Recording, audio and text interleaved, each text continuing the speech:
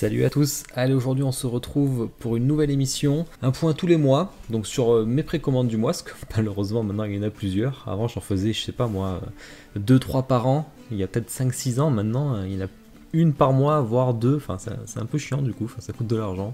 Donc voilà, donc le but c'est de faire mes précommandes, mes coups de cœur, alors ce sera tous les mois, donc en début du mois suivant à chaque fois, forcément comme j'en ai pas fait pour le mois d'octobre, là j'ai fait octobre et novembre réunis, comme ça fait un petit peu plus, parce que bon sinon il n'y a pas tant que ça, hein, j'achète pas 10 statues à chaque fois. Donc c'est un sondage que j'ai fait sur le Discord, donc c'est cette vidéo qui a gagné. D'ailleurs je vous invite à venir sur le Discord, et pour vous le vendre il y avait une phrase de Queenie qui a sorti que j'aime bien. Ce Discord est une sorte de thérapie de groupe, mais en sens inverse. Au lieu de se sevrer, on s'encourage à poursuivre.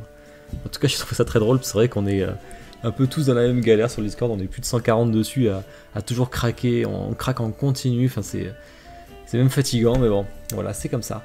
Donc on va passer à mes précommandes que j'ai passées en octobre et en novembre, donc vous allez voir que vous avez déjà vu, je pense qu'on est beaucoup à craquer dessus. Et la première, c'est la Yusuke de Takacorp.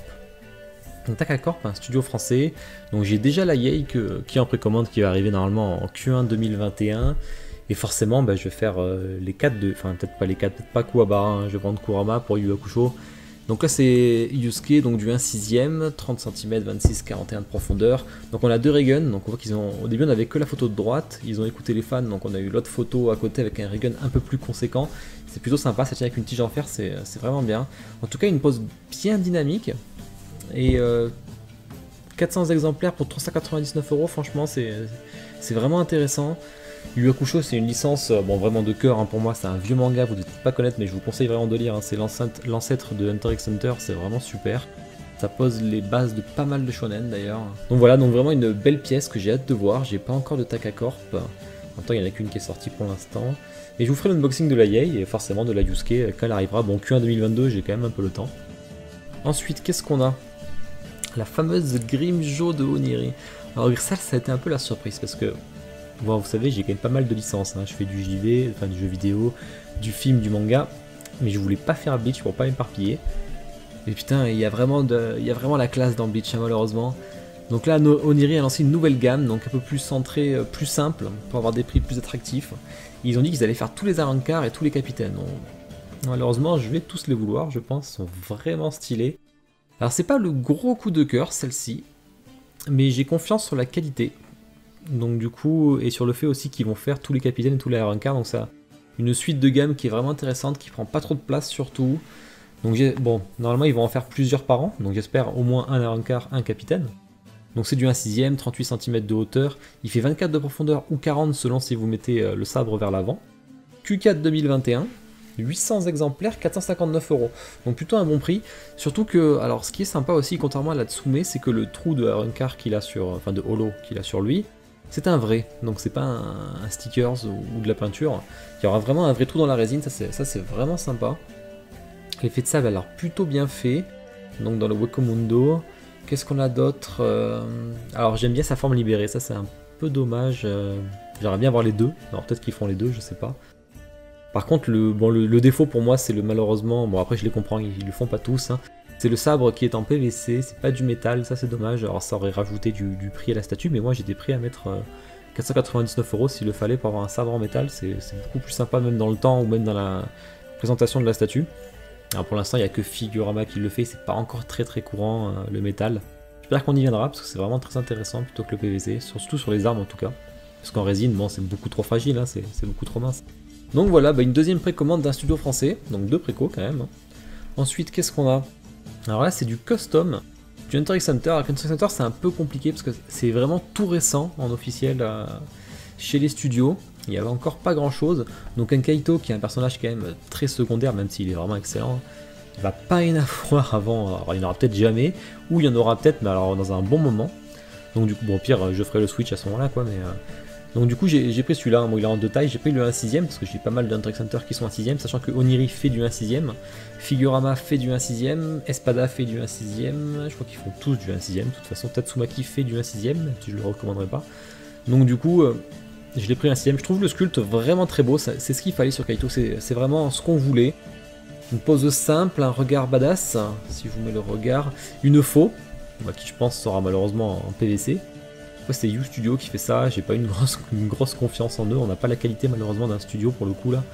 On verra ce que ça donne, en tout cas ça a l'air assez simple, donc du coup ça me va. Après j'espère en le voir en officiel un jour, hein, plutôt qu'en custom.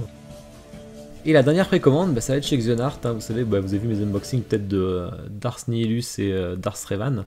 Faut savoir que le Star Wars Legends, eh ben, on n'en aura plus en officiel malheureusement. Hein. Il y a plusieurs studios qui en font, hein, parce qu'on a Sideshow, on a Queen Studio d'ailleurs qui s'y intéresse à travers un sondage. Si vous voulez aller répondre au sondage, allez-y, hein, parce qu'il parle de Star Wars. Donc on a quand même pas mal de jeux sur Star Wars, mais maintenant c'est que du canon. Donc on aura vraiment plus de personnages, alors qu'il y en a des tonnes sur l'univers Legends qui nous intéressent. Donc là c'est du custom encore à nouveau. Bon, la photo fait pas rêver, je le sais. Il est très mauvais en photo. On verra ça donne en vrai, hein, parce que du coup le Nihilus que j'ai fait et le Revan, si vous allez le voir, ils sont vraiment très beaux. Donc là c'est Darth Stallone, donc c'est Star Wars Legacy, c'est la dernière d'ailleurs saga dans l'univers Star Wars. Elle se passe très longtemps après avec c'est le petit-fils de Luke ou l'arrière-petit-fils, je sais plus. Il me semble que c'est le petit-fils si je dis pas de conneries. Ça se passe vraiment très longtemps, donc c'est une 6, hein, forcément, enfin une 6, ça se voit d'ailleurs. Bon, elle a l'air vraiment sympa, j'ai hâte de voir. Il y a une deuxième main alternative avec où elle utilise la force, c'est du 1/4. Bon, il y a très peu d'exemplaires, hein, c'est du custom, hein, c'est des commandes privées, donc c'est du 50-60 exemplaires à peine. Donc on verra ce que ça donne, et malheureusement, j'aurais aimé avoir la Sideshow, mais la Sideshow elle coûte maintenant entre 2000-2500 euros, c'est hyper cher, hein, surtout qu'elle coûtait pas si cher que ça à l'époque, bien sûr. Donc avoir une Darth Stallone, c'est maintenant impossible, à part passer par des commandes privées, c'est le seul moyen de salut que j'ai trouvé. Bon, bah, c'est le tour de mes précommandes, il y en a 4 en 2 mois. C'est pas énorme, mais en fait, en vrai, c'est quand même beaucoup, hein, surtout sur les statues, hein, parce que ça coûte quand même assez cher. Donc vous aurez les unboxings de ces statues, et bah, j'ai hâte de vous les montrer. Hein. On va passer à mes coups de cœur. Mes coups de cœur, il y en avait quand même eu pas mal, même si j'ai essayé de les limiter hein, pour pas faire une vidéo trop longue. Hein, j'ai mis vraiment mes vrais coups de cœur. Hein, je suis pas allé chercher celles que j'aime bien, etc. Donc la première, c'est Irelia. Donc Irelia, c'est la première de League of Legends qui est en statut officiel par Infinity Studio. Donc c'est une licence Asie, malheureusement, hein, c'est un peu plus compliqué à avoir. Donc c'est du 1/4, elle fait quand même 63 cm de haut, bon forcément avec ses épées. 800 exemplaires, Q3 2021, et elle est à 1099 € sur le shop français, le shop je dis bien, parce qu'il n'y a que Dayaniki qui la propose. Donc c'est un peu compliqué à avoir, sinon il faut l'importer vous-même. Je sais pas s'il en reste chez Kyodai, hein. Au pire ils nous diront ça en commentaire s'ils regardent la vidéo. En tout cas je la trouve vraiment superbe, il y a une dynamique qu'on voit pas souvent d'ailleurs, hein. C'est un pari un peu risqué, mais souvent ces effets des fois ça fait un peu dégueu en vrai, mais là du coup ça a l'air vraiment superbe. Le concept art était génial, et là vraiment, en plus une première de League of Legends, je pense qu'il y a beaucoup de fans qui seront intéressés. Hein.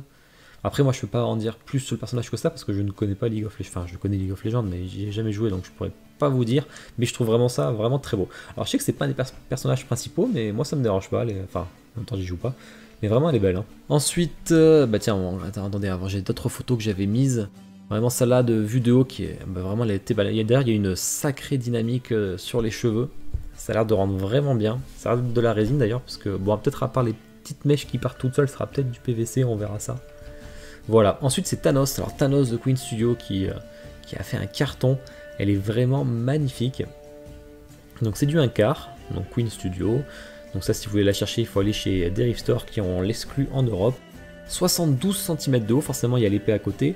56 cm et 42 cm de profondeur. Donc on a deux versions, on a une version standard. Une version standard en fait où il a une tête sérieuse comme on voit ici. Et il n'y a pas le casque sur l'épée, donc là il n'y a pas de casque. Elle est à 1230 €, donc du coup chez Derive Store. Et si vous avez, hop, vous voyez là, la premium, on voit qu'il y a une tête où il sourit un peu, justement, quand il est dans le film, hein, quand il est content d'avoir fait son snap, où il se repose en toute quiétude. Et il y a aussi le masque au bout sur l'épée, bon là il y a le logo, donc on le voit pas, mais tout en haut à gauche de l'épée, vous pouvez poser le masque en fait de Thanos, enfin le casque de Thanos, pardon. Donc voilà, vraiment une superbe statue, elle est vraiment très belle. Alors je l'ai pas prise parce que j'ai arrêté les statues de comics, hein, à mon grand regret, hein, malheureusement. Alors malgré que j'ai des tonnes de comics, hein, je crois que j'en ai plus de 500. Mais j'ai un collègue sur le Discord, donc Denethorn, qui l'a acheté et qui habite pas très loin de chez moi. Donc du coup je pourrais aller l'unboxing, et ça c'est vraiment cool, je vais faire la plus belle vidéo que je peux, et je vous montrerai ça. Prochain coup de cœur, du coup c'est encore notre studio, hein, c'est XM Studio, donc, très connu à niveau qualité, on est sur du Prime One, du Sideshow, on est vraiment sur ce style là, très axé comics aussi. Donc c'est Reverse Flash, Donc vraiment elle est superbe. Alors ça c'est du 1/6, elle fait 35 cm, 49 et 49 de profondeur et de largeur, elle fait environ 3 kg, 499 exemplaires maximum, et on est sur 559 €, donc un bon prix. Donc elle est sur les shops français d'ailleurs, il me semble aussi qu'il n'y a que des Derive Store qui fait du XM si je dis pas de bêtises, mais peut-être je me trompe pas. Vous me direz en commentaire. Les flashs c'est pas évident, il y en a quand même pas mal de... Bon là c'est pas flash, hein, c'est reverse flash, hein, c'est l'ennemi. Et des flashs en tout cas il y en a beaucoup, elles sont pas toutes géniales, il y en a des belles mais pas toujours le cas. Et là la reverse flash elle est parfaite quoi. Alors limite je sais que les fans de flash, même moi d'ailleurs si je faisais du flash, j'aurais même voulu avoir flash pareil dans la même pose, juste peint en rouge, bon avec une tête moins un psychopathe hein, forcément parce qu'il est gentil. Mais vraiment elle est très belle, il y a vraiment une belle dynamique. Donc on verra ce que ça donne. Mais alors celle-là, je pourrais pas l'unboxing parce que je n'ai pas de collègues qui l'ont acheté, mais j'espère en trouver un. D'ailleurs, n'hésitez pas à me dire en commentaire si jamais. Hein. Ce sera avec plaisir. Prochain coup de cœur, eh ben, ça va être une de mes vidéos que j'ai faite, c'est un point prod avec Pure Arts, où justement Arnaud de Pure Arts nous a montré la prochaine Dark Souls 3. D'ailleurs, dans le fond de stream, va bientôt changer. À partir de demain, je mets la Yorm 1/12e que j'ai reçue, ça y est. Donc c'est le Pontife Sullivan de Dark Souls 3, vraiment un des boss les plus stylés du jeu. Donc là il nous a montré un concept art, alors c'est un concept, je vous mets un coup de cœur, c'est vraiment que je kiffe. Hein. Sachant que là c'est un concept art non définitif, elle va pas ressembler à ça, c'est qu'il nous l'a montré d'ailleurs, hein. C'est le premier, il nous a dit que le niveau était encore au-dessus, ils vont encore plus loin dans le concept, donc vraiment j'ai hâte de la voir. Si vous voulez voir la VOD, hein, c'est le point prod de Pure Arts, je vous mets la fiche en même temps pour cliquer dessus si vous voulez. Donc voilà, j'ai hâte de voir, ce sera sûrement en 2021 et ça sera précommandé directement ça. Le prochain et dernier coup de cœur, ça va être Geralt de The Witcher 3 de Prime One. Que les studios différents je vous ai fait là, vraiment, c'est pas fait exprès d'ailleurs. Hein. Donc deux versions, une version régulière, une version deluxe. La version deluxe, ça vous rajoute des visages que vous voyez en bas et les stands pour les mettre. On a des LED au niveau du socle, dans les yeux. Alors vraiment, ce tatu, je l'aime beaucoup. Alors j'adore Witcher 3, j'en ai pas à part les spéciales Japon féodal. Mais je trouve que c'est le one-shot parfait pour du Witcher 3. Franchement, bon après c'est du 1/3, hein, c'est quand même sacrément grand, elle fait quand même 89 cm de hauteur, 56 de large, 57 de profondeur, elle fait 25,6 kg. Donc la version régulière est à 1500 €. Sur les shops français, je vous parle, donc ça peut varier entre les différents shops, hein, là je vous mets un prix de Derive Store par exemple. Et la version de luxe est à 1650 €. Alors si je devais prendre, je sais pas, je prendrais peut-être la régulière parce que je trouve que c'est la meilleure tête. Après la version de luxe, j'aime bien celle qu'ils ont mise là à droite, c'est la seule que j'aime là, celle en haut à droite du coup sur les 4, et à droite sur l'image avec je sais plus comment on dit là, les veines justement, parce que les potions qu'il prend sont empoisonnées. Les deux autres en dessous j'aime beaucoup moins.